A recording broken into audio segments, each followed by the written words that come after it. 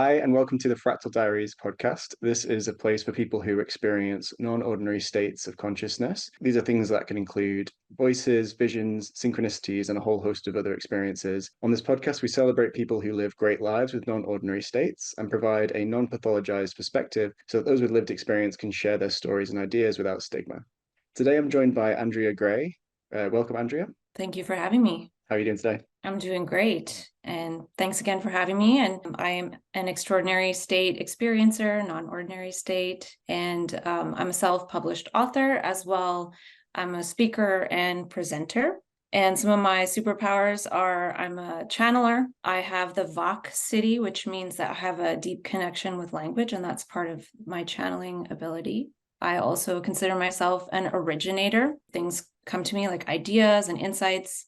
And I'm also a neologician, so I can make up words, and a memetician, meaning fragments of insights come to me and I can put them together. And I am moving towards becoming a spoken word performer, and I'm visioning something called the Re-Uncovery movement. Love that. I'd love to speak through all of those different examples, and I love the framing of superpowers. I think that's a fantastic way to look at it. Thinking about when your non-ordinary state experiences started, what kind of led up to that? I remember when I was watching you on the Mad Hatter Summit, and you sort of spoke through how, you received your diagnosis and just kind of had that intuitive sense of like, that's not it. And yeah, I'd love to sort of speak to that moment and what was sort of going on for you when these non-ordinary experiences started to manifest. So for me, I had a lot of stuff going on in life, and things started to fall apart in different ways. And I lost a lot of my connections, and things just really shifted for me, not in a good way.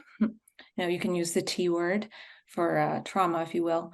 And then I decided to go on a trip. I decided to just head to California on the train. And I ended up going for 3 weeks. And when I was there, like everything just happened like magically and synchronistically. When I needed something, it was there. Like I was doing the whole like raw vegan eating lifestyle, and I couldn't cross the border with food. And then somebody was on the train with a big cooler of food going all the way to California at the next stop. So just everything I needed was there. And so when I decided to come back, I thought like, well, it's not going to keep happening that way. But it did. And so the whole process went on for a few months, but the most intense part was probably 2 months long. And it was just so rich and so meaningful and so synchronous and so impossible, but possible. It was happening. It wasn't something that I could maintain, and I did fall out of it. And, I had in the past spoken to like a spiritual master guy and different things, and I had these experiences that it seemed like there was this, can it go to the spiritual way or can it go this way? And it did fall out, and I did end up in the psych ward hearing that diagnosis. And I was just like, that's not it. But I also didn't say it out loud because I realized where I was. I knew there's no point in telling that. And I decided to go through the journey of mental health versus resist it because I wanted to.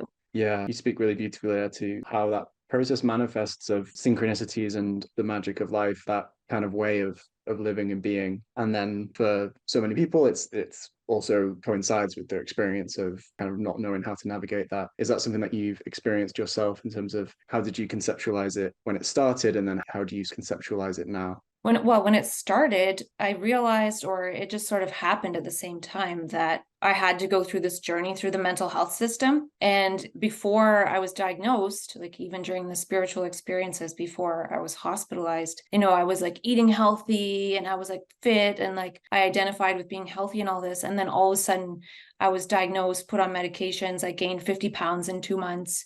I didn't recognize myself. I had flat affect. I scared myself looking in the mirror. I tried to play a sport and I immediately fell over because I wasn't used to that body. It wasn't even my body. So I had like a physical thing to go through. So I couldn't even go back if I wanted to, because it was already too late. I was already, given everything and having to start from not only square zero, but less, because I had never been in that type of physical state, mental state before. It was like I was dug into a hole. So, it actually took me several months to grieve the loss of my former self and actually do something. Like you could call it, maybe I was a bit depressed, but I didn't feel depressed. I was just like sleeping until 2 p.m., watching playing Angry Birds, watching YouTube and like not good shows, like crime shows and whatever, just like really resonating with that low level of consciousness. And it wasn't until the new year that I decided to make a New Year's resolution for the first time and be like, I'm just going to get involved in this like recovery journey. I was living in supported housing, so there was like a clubhouse there that was brand new, and just getting involved. So I guess I kind of at some point started to laugh at it. Like, this is ridiculous. Like, I can't believe I'm in this situation.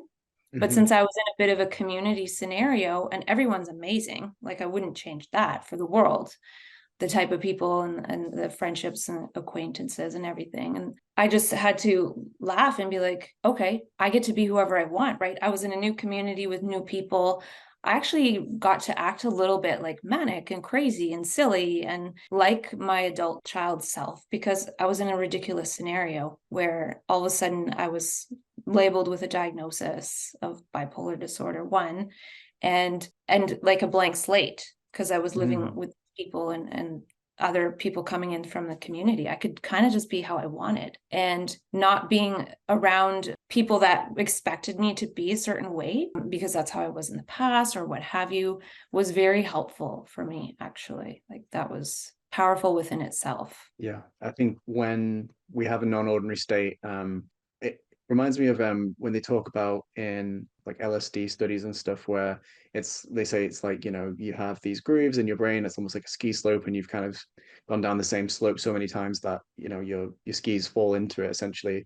And when take certain psychoactive drugs, it's like it's a new layer of snow on the slope, and you can kind of go wherever you want again. It almost feels like we experience something similar in non-ordinary states. And I really liked what you were saying there about how having a community at that time when you're going through this completely new way of thinking or new way of being allows you to sort of cement that, because there aren't any kind of expectations of this is how Andrew's supposed to be or this is how Matt's supposed to be. So like I think this is maybe why traveling is often in people's stories about these kinds of non-ordinary or peak experiences, because you're having these potentially like a neurochemical experience, but also like a lived experience of being around new people in new environments, and new behaviors and new patterns can emerge and also cement there. And it's kind of up to you and your circle which ones you allow in or don't allow in, and it's kind of a state of being like redefined almost and rebirthed. Yeah, that's a great point, because some of those behaviors could actually be more closer to how we actually are, but we get Yeah. sort of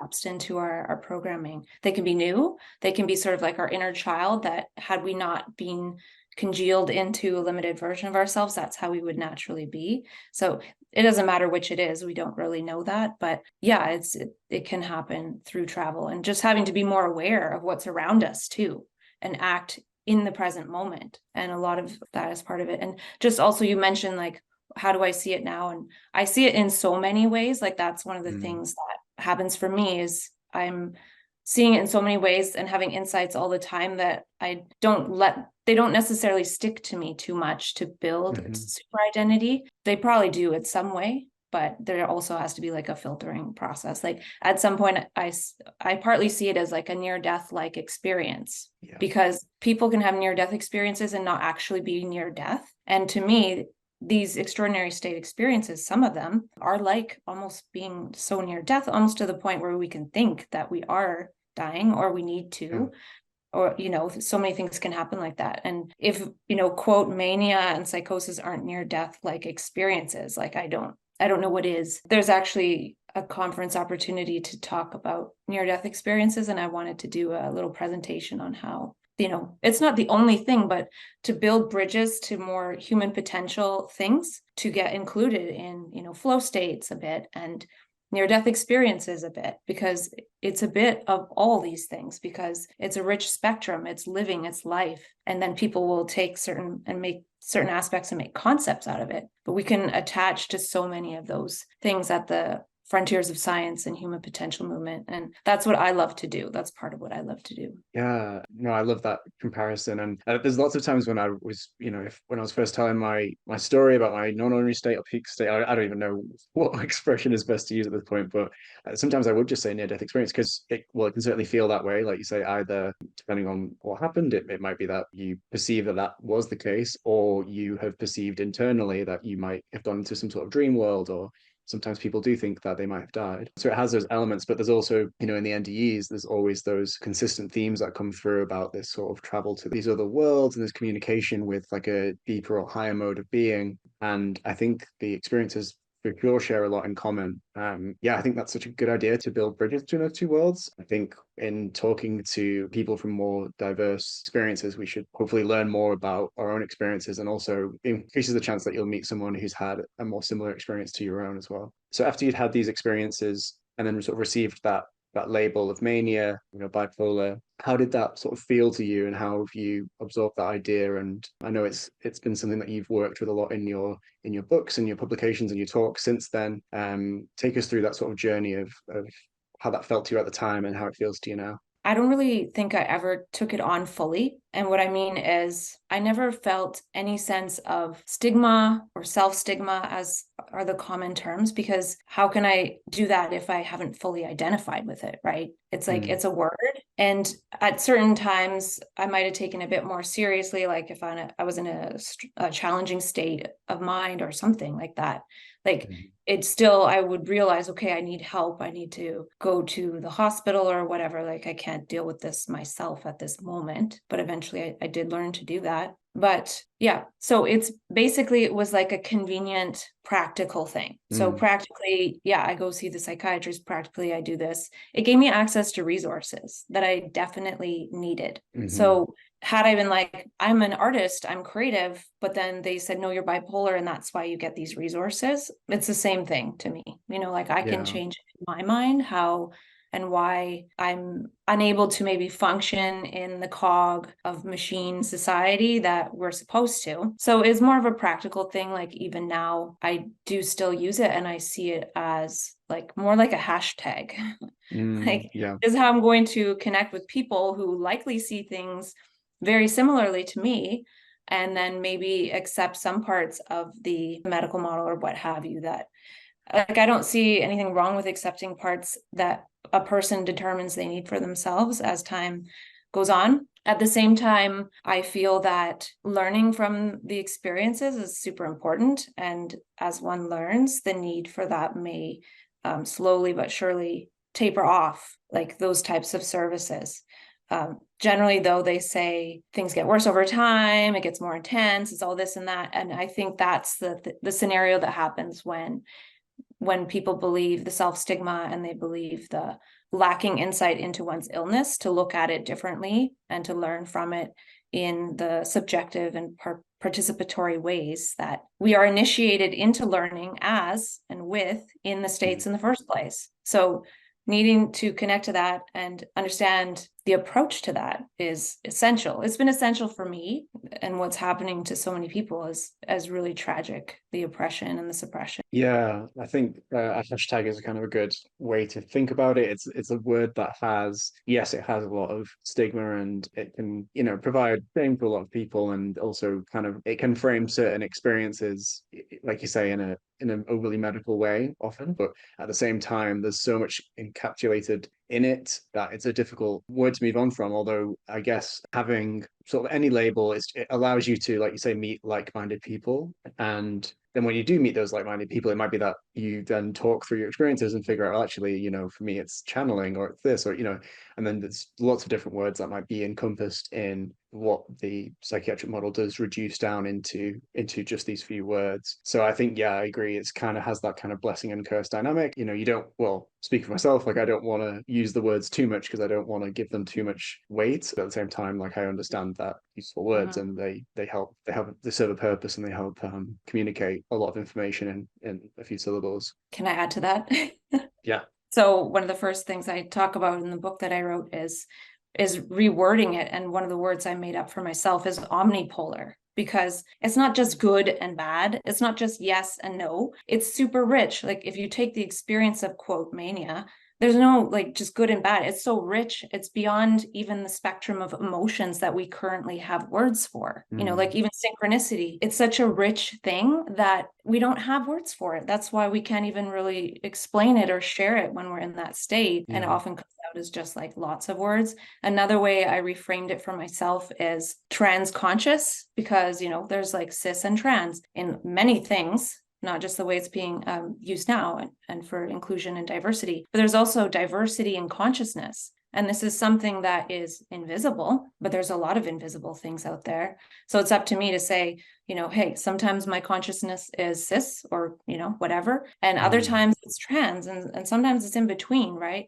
So I'm like more of a trans conscious omnipolar. And even bipolar, if you look at its use in light, like light is bipolar. Hey, I can identify with being light. I am light fundamentally. So when we look at it differently, and this is almost like, to me, the only thing.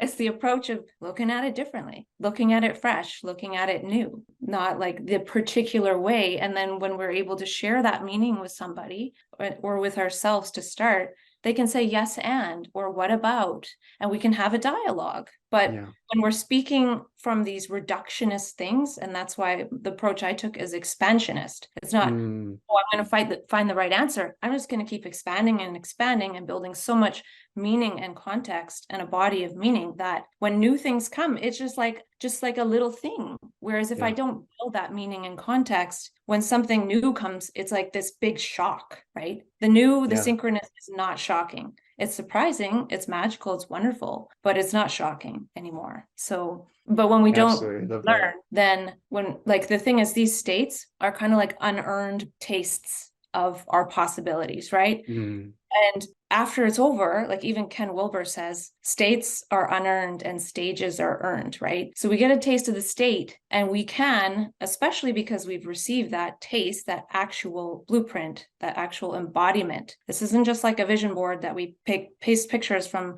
our favorite magazine on the wall or whatever. Like we actually get to live as our blueprint, and then we can learn. And when we learn, we earn the stages. So, but when we're told, it's all illness, you lack insight, if you think of it some other way, or you think for yourself about it, then we don't do that. And that is gaslighting. And I think even worse than stigma, because stigma is buying into that narrative, is this gaslighting that happens. We have gaslit ourselves away from our learning and earning our stages after our blueprint. Like I sense that we can do that. That's fantastic. And I think it's so interesting to think about how stigma arises and where it actually comes from, in different instances. So often I think in many cases, unfortunately, it comes from the original, say, diagnosis itself. Like when you describe your experiences, you get back this label that's often accompanied with a lot of fear and a lot of kind of stigma in that, almost in that room, in that diagnosis room.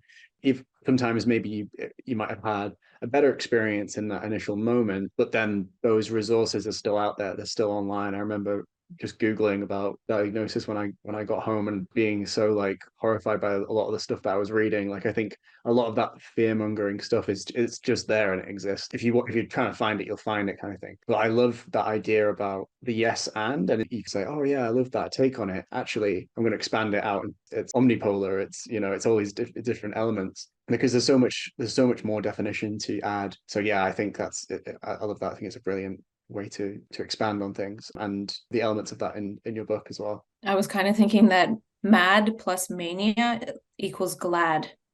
I wanted to change the word mad to glad, because mad sounds like anger, right? I know it's not only about that's so interesting. I was going to ask you, because you said about not vibing with the word mad. For me, I vibe with that one the most. And I remember I was at a conference and I forget his name, but someone came on and was just basically said that they identify as mad.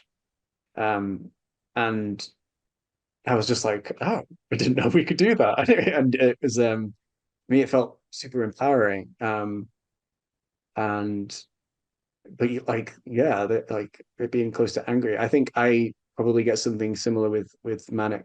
Maybe that's why I dislike it. It feels like an insult to me. It feels like um you're describing a series of behaviors that are just out of whack, and rather than the traits of a person, which when you talk about it, it sounds like you're thinking more of positive character traits, which is interesting because I think I have that with mad, which is fascinating. By the way, I like the stuff on Ken Wilber. I've not read into that stuff, but really cool. Well, Yeah. I don't know too much of his stuff, but I've read a bit, and for me, I just usually connect with the bits that are the bridges, those kind of stick in my mind. I probably read that years ago, and then I'm like, wait a minute, it kind of applies here, right? Or it's a helpful it's a helpful concept for people to think like, oh, that was a blueprint, that was a state, and I can kind of work towards earning that, like stepwise, just like somebody who is a spiritual seeker or like a human potential or a flow person. We are not immune or taken away from that same right we have to unfold our potential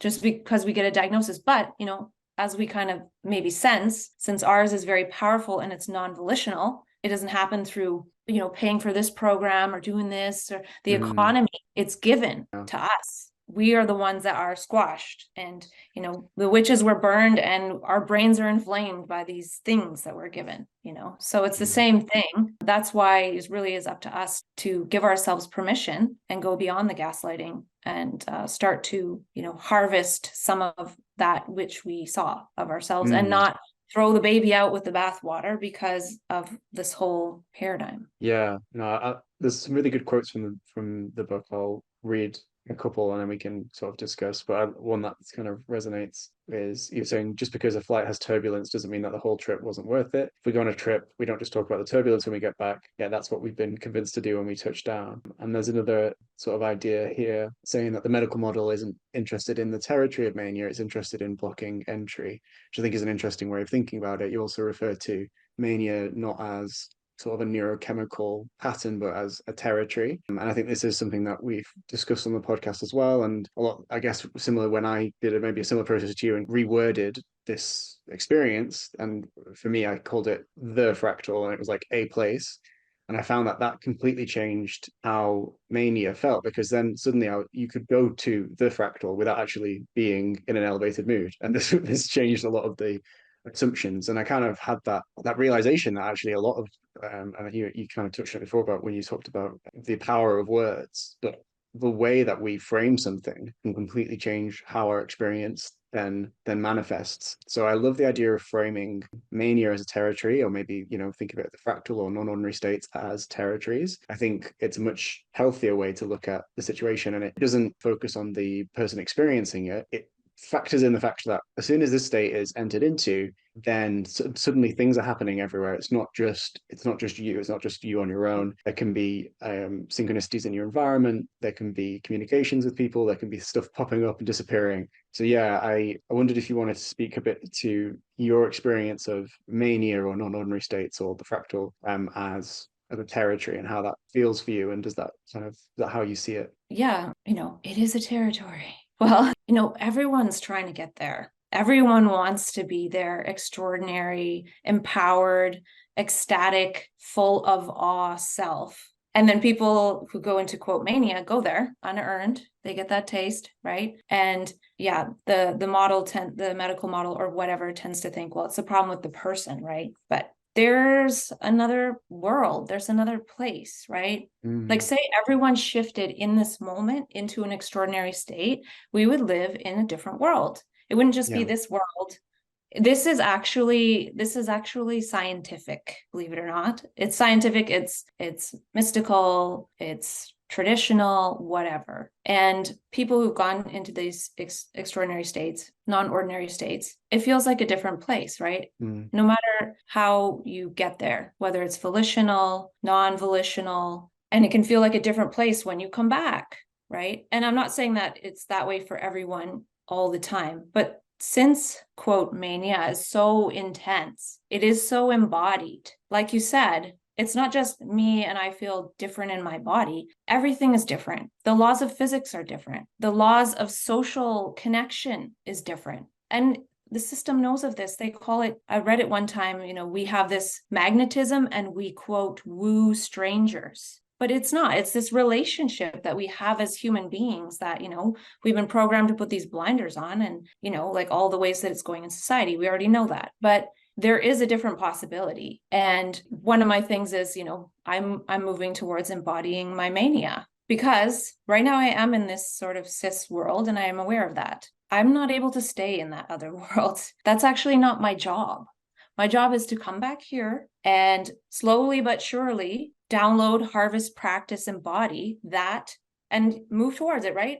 Like, I don't get to just stay there unearned. And as I harvest my potential, my possibilities, I bring that world that's already there slowly into being. And I could think, well, I'm building it by putting blocks together. No, it's just kind of magnetizing it here, right? For Mm. everybody to see. Some of us can see it and be in it some of the time. It could be in the same space, overlapping parallel dimensions, whatever, but it's different. Material stuff responds different to human consciousness. It's participatory. It's quantum. It's the quantum Yeah. world. Like, we're living in this Newtonian world, and that's how we think, and that's how we see it as happening.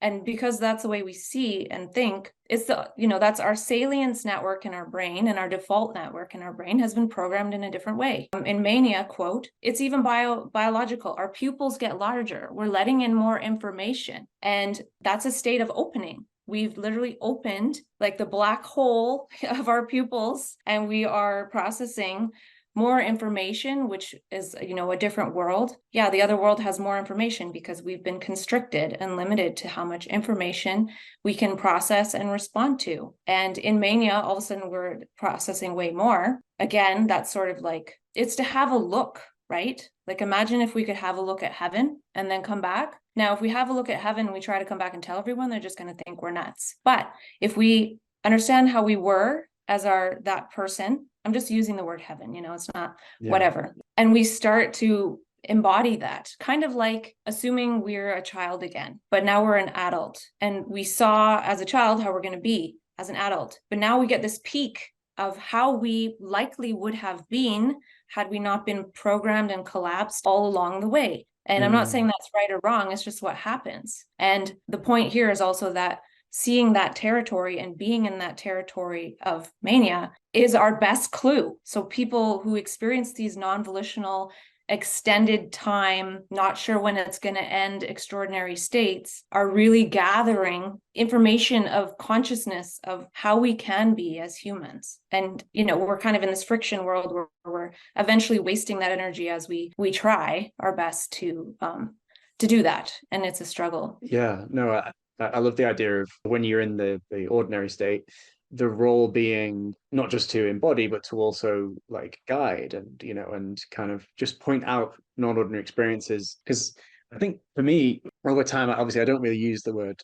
mania anymore, mostly because I realized the non-ordinary states were kind of as much around me as within me. And I think they're kind of always there if you're ready to listen, if you're ready to kind of take the foot off the gas. So I think that maybe speaks to, how these different states of being match with either like the busyness of day-to-day life versus like just going in and exploring and being more open, like you say, travel. Other times when you're taking in more information, you're not just kind of in a rat race or a routine. Yeah, for me, I think seeing it like that territory is a really good way to look at it. So I know when you first emailed me, you mentioned you had your email name as Bipolar Alethea. I wonder if you could speak to sort of the origin of that name, because I feel like that story rings true to a lot of the kind of experiences that we see in these states. At some point, I was connecting with a spiritual master guy. He's not well known or anything like that, but he was in the area where I live. And I think it happened because he was mentioning that he eventually would give his students a name, like a kind of spiritual name. He Mm. got his spiritual name from Osho. And once he did, he started using it. And so he wasn't giving me a name. And I've always been interested in words and everything. So at some point I figured out that aletheia is the Greek word for truth. And I liked that word. And I have an email with that word in it and stuff. And then when I was actually in my extraordinary state experience, the 2-month-long one before I was diagnosed, I was like talking with him sometimes by message. And one time I was having this really intense experience, and he said on the chat, "Welcome, Alethea." And I just started Mm. crying. I remember just crying. And I felt really intense, like very mixed, like Yeah. kind of like painful, but ecstatic and confusing. And then the next day I looked at the chat and that was gone. Like, it wasn't there. Yeah. And so I asked, like, where did it go? Like, some of the things we talk about are gone. And he said, ha ha ha, I live this truth. So, so many things that happen along the Mm. way. They're synchronicities, but there's also a lot of like clues as to how things kind of work, which is Yeah.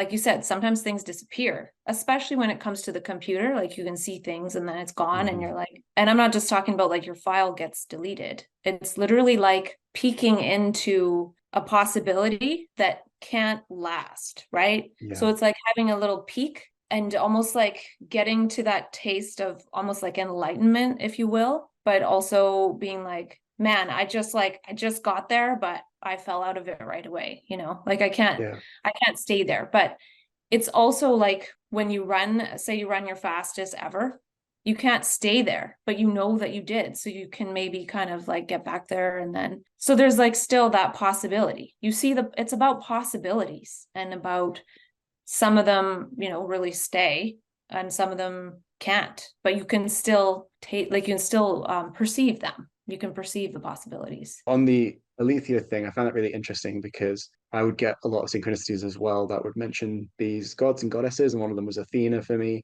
and she would just keep showing up in different ways through songs or just through like being on the internet on different pages and stuff like that. I was walking around the park and thinking about this, and there was this guy who was walking two dogs, but one of them was like really tiny. It kept coming around and around again, and then eventually I asked, "What's the dog called?" And then he just looked me straight in the eyes, was like, "Athena," and I was like, "Whoa!" On the things disappearing, I remember like I was going through a period where I was having like dream guides show up to me a lot, and they were just talking about things that I needed to work on, like karma for this life. And one of them was moving on to like a vegan diet. And they like I'd ordered like a box of 20 like eggs the day before. Online it came in and my flatmates all saw it and just put it down in the kitchen. And then I was having all these weird experiences, and there just kept being these weird synchronicities about eggs. And I was like telling everyone, like, I just keep getting egg synchronicities all the time. I don't know what it means. That night, I woke up and the dream was like, go make like an egg sandwich. And I never like wake up at night and go for a snack, but I was like really hungry. I was like, okay.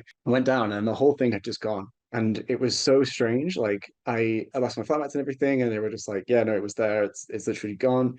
It wasn't like on the receipt anymore or anything like that.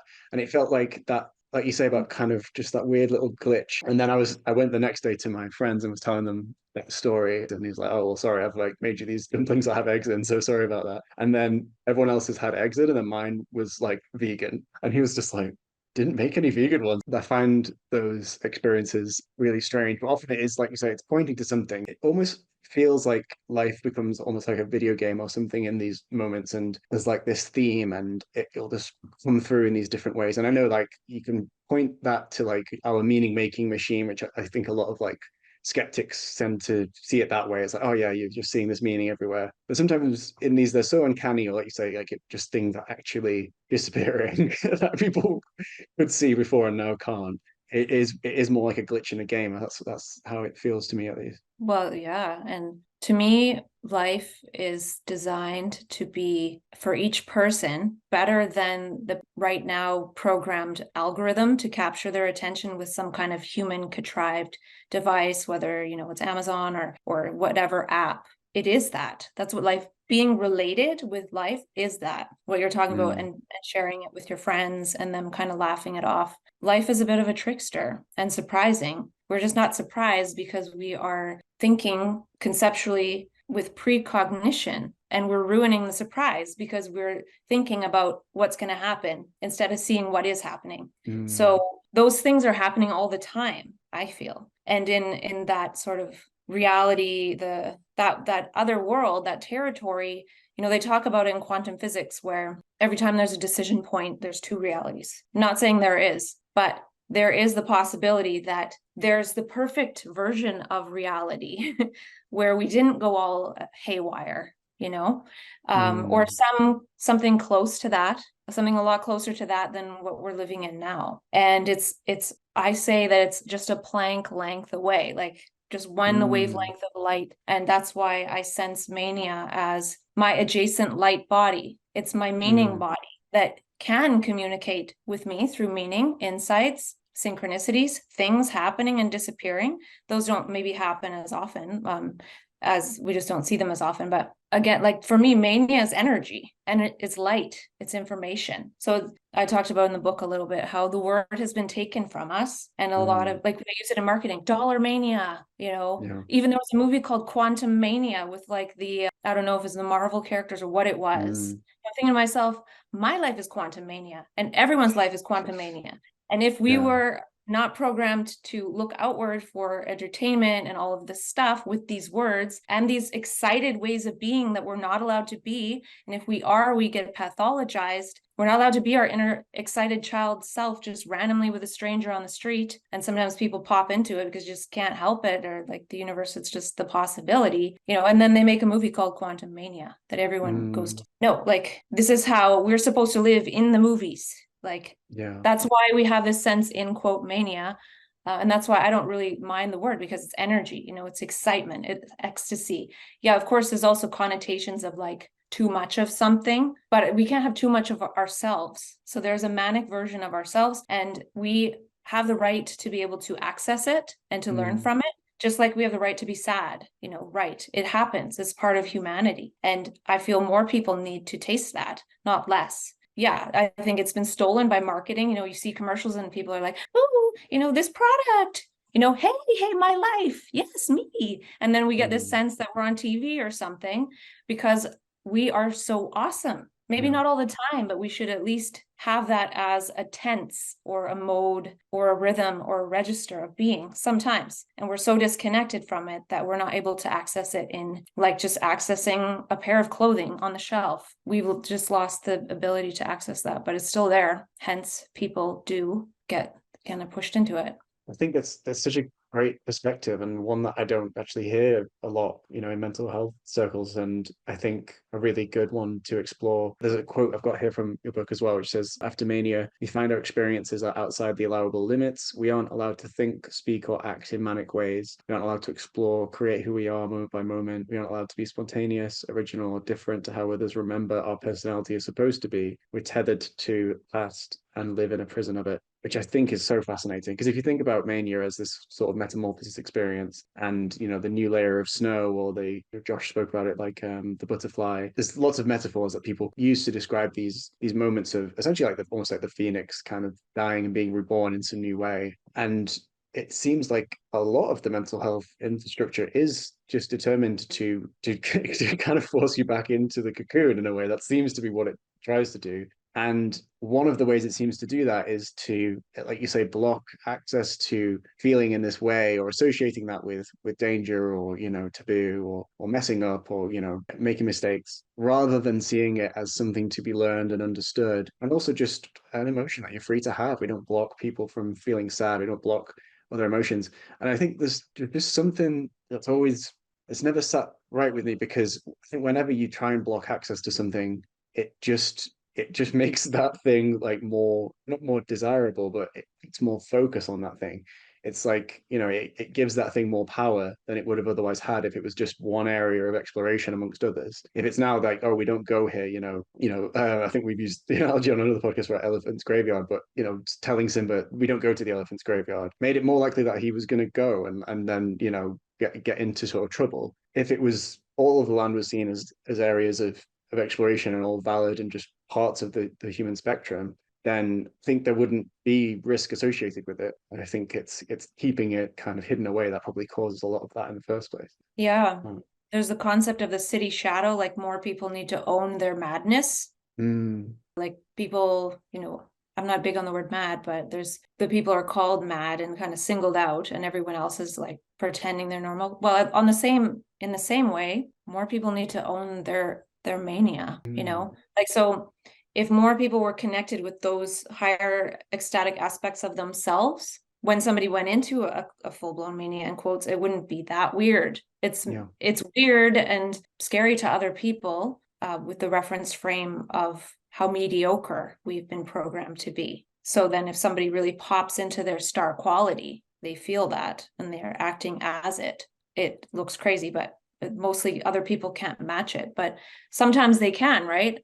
And I call that the friendly stranger effect. Sometimes, Mm. you get in these real friendly stranger interactions that are, yeah, they can lead to things that aren't the greatest too. But like you were saying, in my experience, at least, the more I've learned and harvested the bits of mania and practice and embodied it, I do not crave mania at all. So yeah, I've Mm. gone into that state in the past. I haven't even had that state in so long because that's it's part of what I can access. I'm not like that all the time. I don't need to be, you know what I Mm, mean? But like if I can access the creativity, if I can access, not access, I am those things. I have harvested those traits. I've written them down. I've practiced them. They're part of my embodiment. They're part of my neurology. They're part of my physiology. They're part of my neuromusculature. Like it's embodied cognition, right? yeah. So from learning from it, one naturally doesn't crave it. One slowly integrates it. You know, they talk a lot about integration after extraordinary states of all different kinds. Integration is learning, right? And when we're told not to look at it, and it's only this and reduced to this word, then we're not going to learn, and we're going to want to crave it because we'll be oppressed and suppressed and feel like worse than ever. And the interventions, they don't stop it from happening again. They stop it for Mm. a certain amount of time, and then, you know, some people end up going there if they don't use those, but it's going to happen either way, likely. This is really interesting, and it kind of speaks to the idea that the manias almost are a kind of a symptom of like yourself kind of wobbling because it's not, it perceives itself not to be in alignment. So the more, and when it goes into when people are in that state, it feels like it's a wobbling of like the self or the psyche to shake you out of a pattern of being. But it's that one's the wobble towards like this is, like you say, closer to where you could be, but maybe it throws it way too far, or it maybe it's throws it where it should be, but you just don't know how to react to that, so you dysregulate and all this sort of stuff. It's funny you say you're not a fan of the word mad. I actually fine with the word mad, but I find the word mania, there's something about it that I don't quite like, so I will be using air quotes the whole time I'm using this, but in a kind of diagnostic sense. But yeah, I agree. Like, I think when I was unpacking my experience, I just looked at all the different elements of like, what was it that I was either like ashamed of at that time, or what was it that I was proud of in those times? And I just moved away from the ones that I didn't want and towards the ones that I did over a period of several years, changed my career, changed the people I hang around with, changed my behaviors. And then over time, I don't even think about the concept anymore because it just doesn't feel like something that would happen to me anymore. I feel like I'm very aligned in my life. I like the way that I live. So I'd never considered it that it, you know, it's alignment that takes away the risk, but it kind of, yeah, this quantum self that you're speaking about almost feels like it's like a call from your future, or a quantum self that's just acting in a way that wouldn't make you, if you were to live like this, you wouldn't have a need to wobble or go in some different direction. Yeah.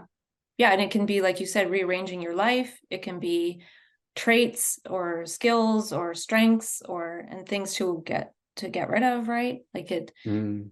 and all, like a big combination of that. It sounds like you did a similar process. So I'm interested in how non-ordinary states manifest for you day to day, and if you experience any of these sort of mind or world bending experiences, and if so, if you could give any examples to help the listener kind of understand what we mean when we talk about, you know, synchronicity and non-ordinary states and extraordinary experiences. Sure. Well, one of my favorites, if I can call it that, is one time I was walking with a friend, and I was telling my friend that, you know, the universe, Gaia, nature responds to us. And I didn't come up with that. You know, they've studied that in science with the experiments where you're like giving love to a plant and it grows better and things like that. Mm.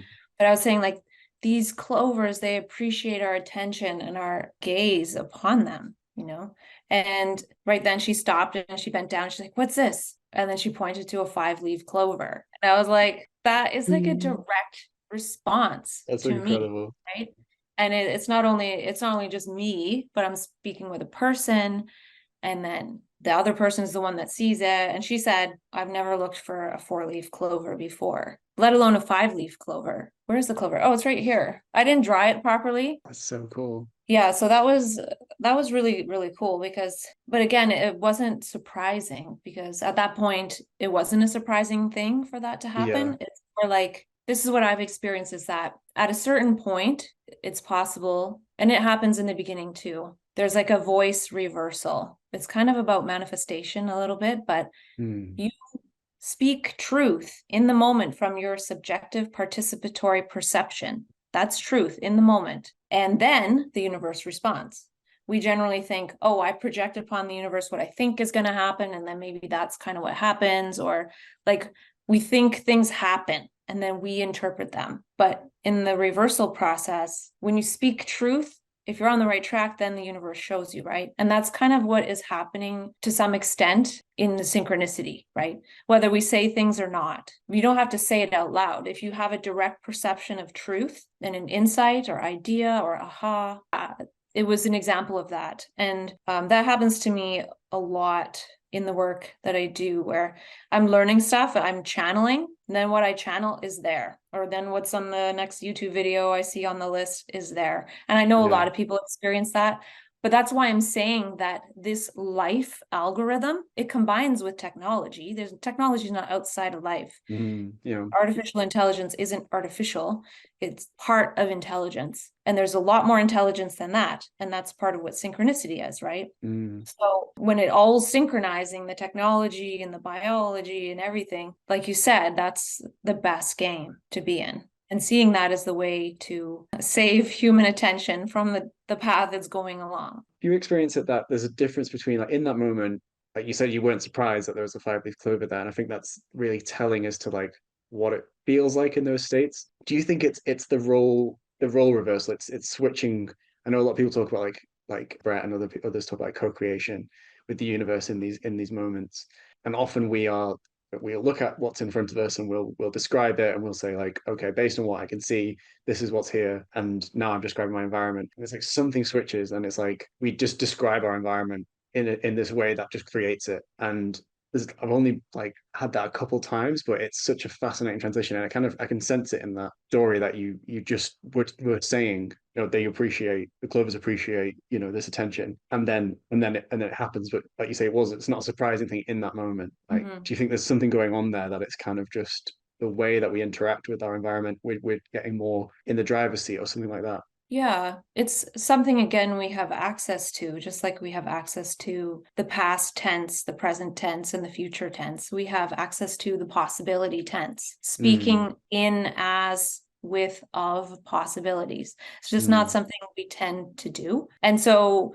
just like if we're talking about the past, we're probably accessing a past memory in our mind, like an image or something. When we're speaking as possibilities, we're speaking in dialogue as a relationship that we have with nature and people around us. It's a very present moment. And then the future comes to us, because generally we live from the past and we keep kind of repeating some kind of approximation of the past. That's not surprising. So when I say these things, it's not to like have this goal of like finding a five-leaf clover every second of the day. It's just not it's not surprising, just like being able to say, yesterday I ate a carrot, today I see these clovers and they see me, and they can feel the light coming out of my eyes and bouncing back like a mirror, and then they can speak to us. And if we could do this, which we can, it's basically what it is they talk about the placebo effect. I reworded that to be the stewardship effect. We are stewards. We can see things and move them around. We can rearrange them. We can create. We can appreciate. Like, we as humans have the most power to do that. Part of what is happening with synchronicity and everything is the power of the human gaze, right? It's super powerful. And along with that, I did say earlier something about the scientificness of the other world. And I came across this guy who is super high IQ guy. His name's Chris Langan.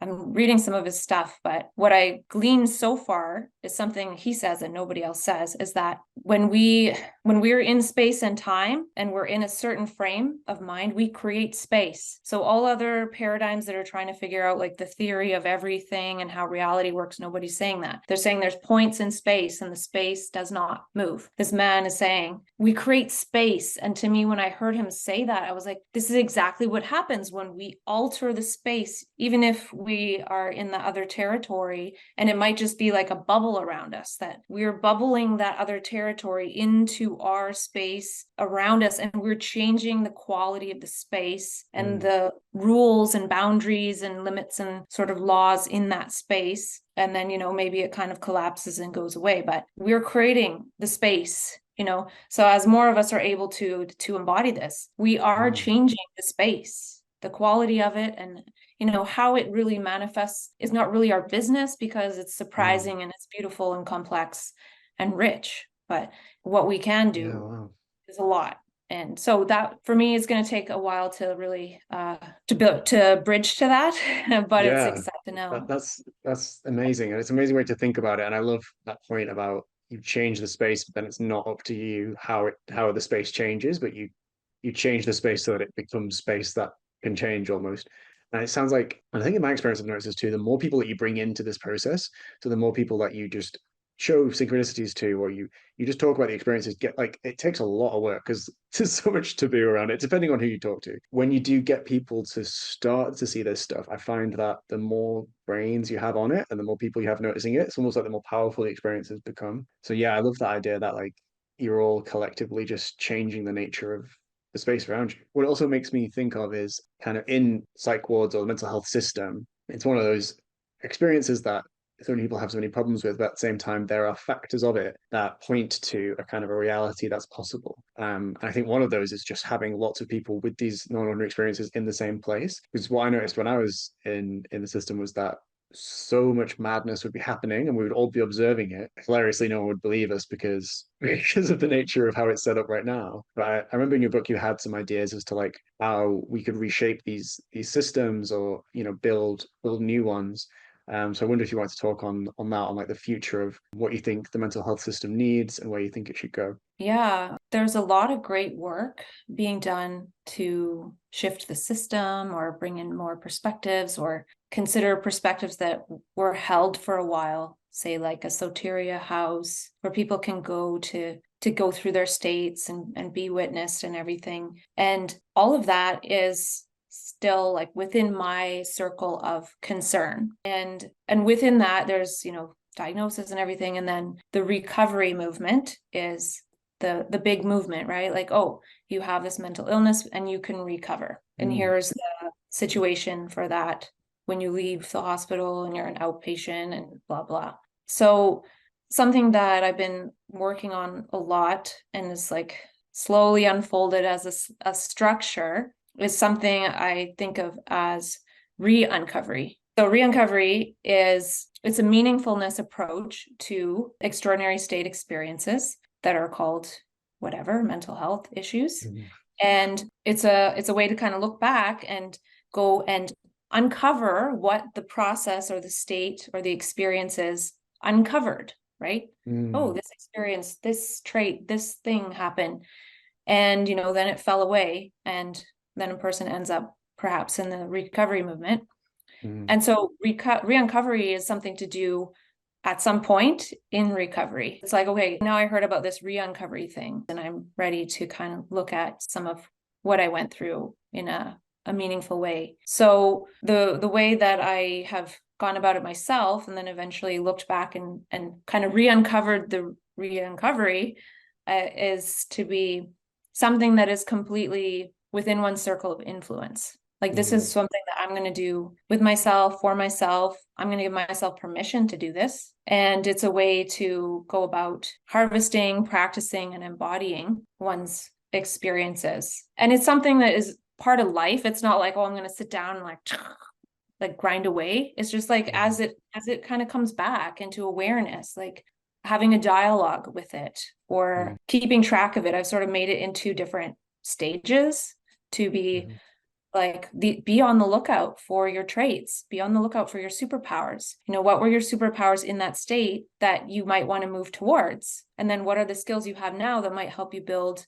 to that superpower? It's just like an awareness tool. Wait a minute, I can kind of categorize this because what I find is people are like, I have gifts or I have talent, I have superpowers. Like it was good. Like there was positive parts, but then we don't have that much of a structure to parse that out. Whereas we have a lot for like anxiety group and this group and all on these mm, negative side, but we are not encouraged to look at the positive and the potential side. And there's just not that much literature around it. There's not much conversation around it. And the thing is that the re-uncovery movement is actually a different movement within myself Yeah. And me doing that is going to change my life, and that's going to ripple to change everything.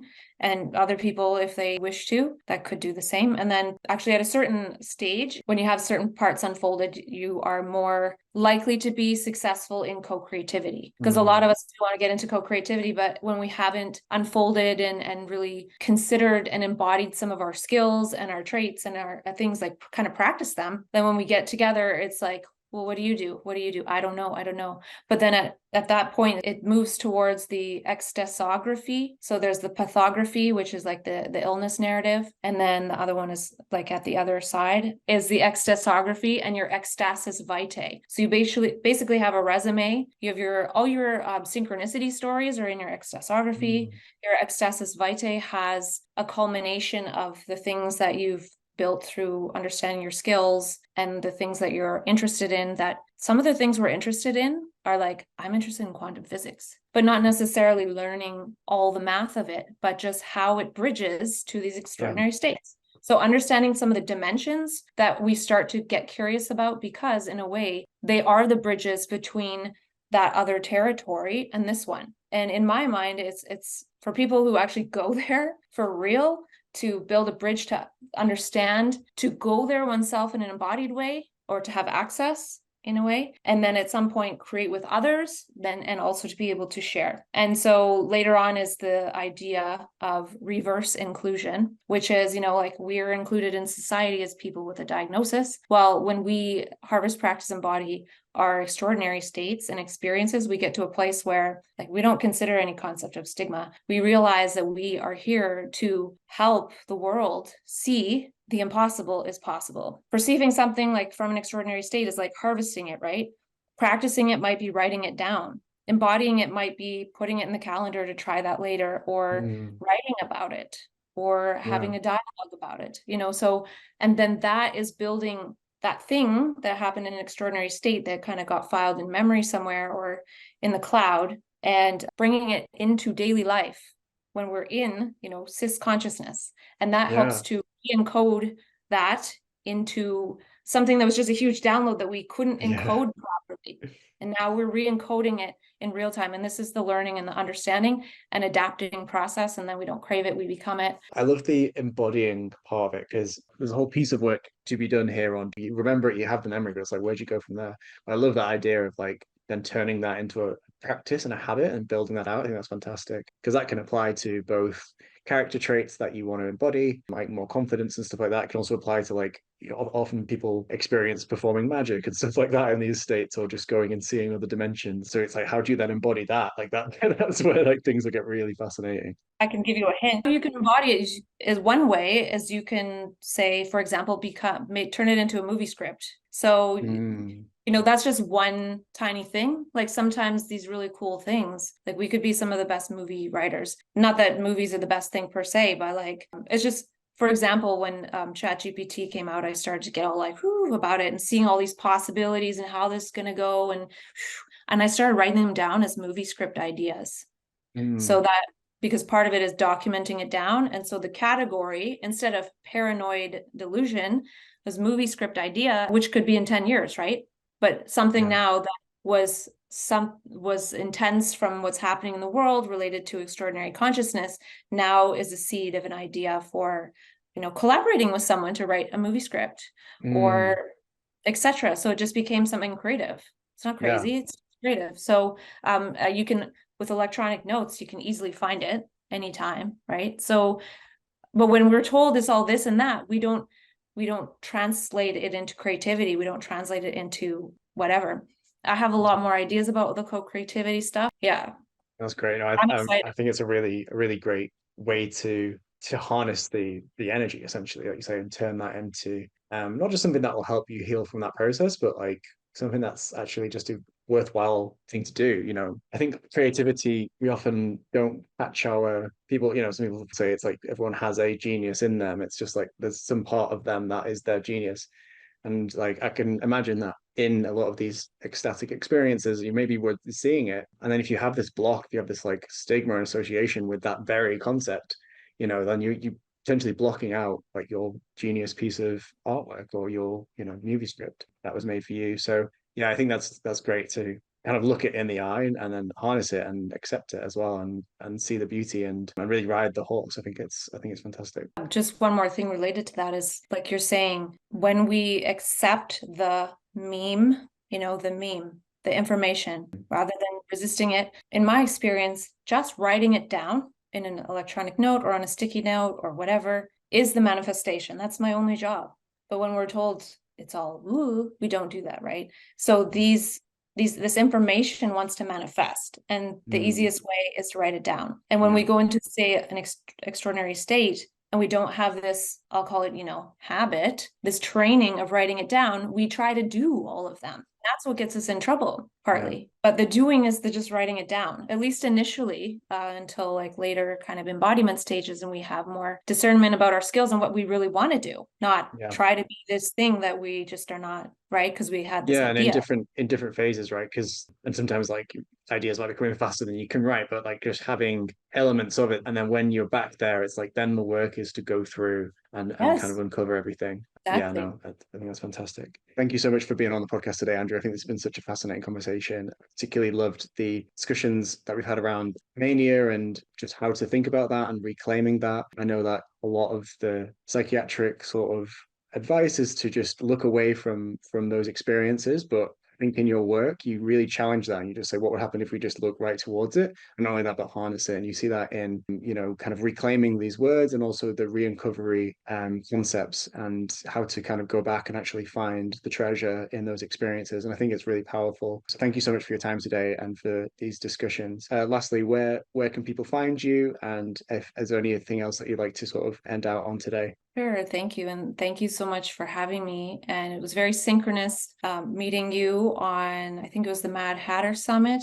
And so, yeah, it's amazing to be here. And I also want to give a shout out to Mad Camp, which we had last year, and there's going to be another one in the summer. Oh, And nice. for finding me, right now I am doing some writing on Substack, the Bipolar Game Changer, or I think it's just Bipolar Game Changer. And I'm also on Linktree/Bipolar Game Changer. And I wrote a book, The Bipolar Game Changer, and I'm going to be in the coming months creating a mini course with the first couple stages, like a blueprint for people to start to re-uncover their extraordinary. Great. Well, yeah, it's been a pleasure to have you on, and I'm really looking forward to diving into the course. It sounds like it's going to be really fascinating and really needed as well. So thank you, Andrea. Thank you for your time today. Oh, last thing, I did take Josh's neurodiversity gifts course, and it's amazing. There's going to be more like living the experience of extraordinary courses coming down, and let's learn from each other. Yes, absolutely. Thanks, Andrea. Thanks again for having me on, and synchronicity you later.